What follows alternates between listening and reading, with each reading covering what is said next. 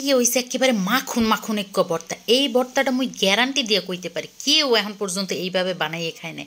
আর মোর এই মাখনের ভর্তাটা মোর মতো করে যদি বানাইয়ে খায় তাহলে এই ভর্তার স্বাদ কোনো দিনও বলতে পারবে না। আসসালামু আলাইকুম মোর বুবু দাদুরা, মুই চলে আইছি তোমাকে বরিশালের বুবু নতুন এক রেসিপি লইয়া। আর এই রেসিপিটা বানানোর জন্য প্রথমে যেটা লাগবে সেটা হচ্ছে মগুর লম্বা লম্বা বেগুন। এই রেসিপিটা বানানোর জন্য কিন্তু লম্বা বেগুনই লাগবে, গোল বেগুন লইলে হইবে না, কারণ দুই বেগুনের স্বাদ কিন্তু দুই রকম। যাই হোক, বেগুনগুলারে মুই কীরকম করে কাটতে লইছি তোমরা কিন্তু দেখেই হালাইছো। এরকম করে কাটতে লইতে হইবে, আর ভিতরে যদি পোকামাকড় কিছু থাকে সেগুলারে কিন্তু সুন্দর মতো ছাটাই করে হালাইতে হইবে। হেয়ার পর সুন্দর মতো ধুইয়া হেয়ার পর একটা পাত্রের মধ্যে হলুদ আর সামান্য নুন সহ অল্প একটু পানি দিয়ে হেদ্দ বহাই দিতে হইবে। মাঝে মাঝে কিন্তু ঢাকনাটা উড়াইয়া লাইড়ে সাইড়ে দিতে হইবে, উল্টাই পাল্টাই দিতে হইবে, যাতে এপিট ওপিট হগল দিক সুন্দরভাবে সেদ্ধ হইয়া যায়।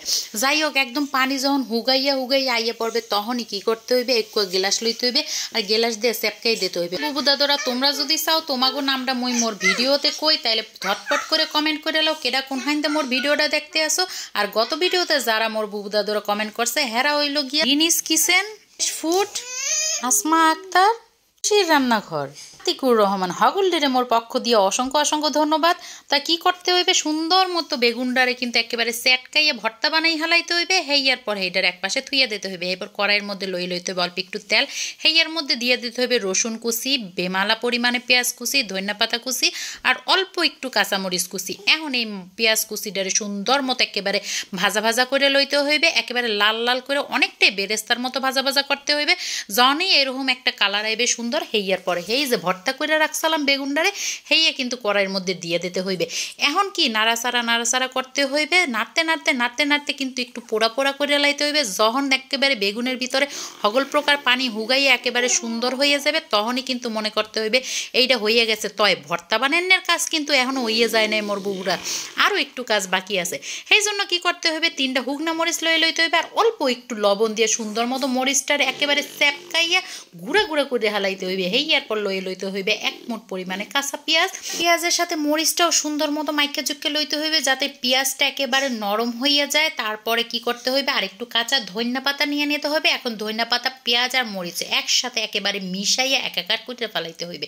যখনই সুন্দর মতো সব কিছু মিশ্রিত হইয়া যাইবে তখনই আগে থেকে যে বেগুনটা মুই নামাইয়ে রাখছিলাম সেইটাকে সুন্দর মতো নিয়ে পেঁয়াজ মরিচের সাথে একেবারে মাইকা জুইকা একাকার করে হালাইতে হইবে।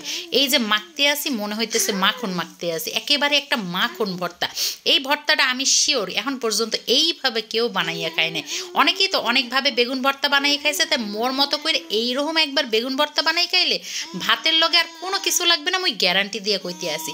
যাই হোক, হেয়ার পর উপর দিয়া 1 টেবিল চামচ পরিমাণ হরুর তেল সুন্দর মতো দিয়ে দিতে হইবে, তাইলে কিন্তু তৈরি হয়ে যাবে মোর স্পেশাল বেগুন ভর্তা। তাই মোর বুবু দাদুরা, মোর আন্ডা বাচ্চাগুলা মোর পাশে কিন্তু হ্যাঁচা প্যাঁচা করতে আসলে তোমরা যদি মোর ভয়েসের সময় এগুলো একটু হনো একটু কষ্ট করে ইগনোর করে দেবা, কারণ কিছু তো করার নাই, ভয়েস তো দিতেই হইবে। যাই হোক, তোমাকে ভিডিওটা যদি ভালো লাগে থাকে তাইলে লাইক কমেন্ট শেয়ার দিতে কিন্তু মোটেও বলবো না। ধন্যবাদ, আসসালামু আলাইকুম।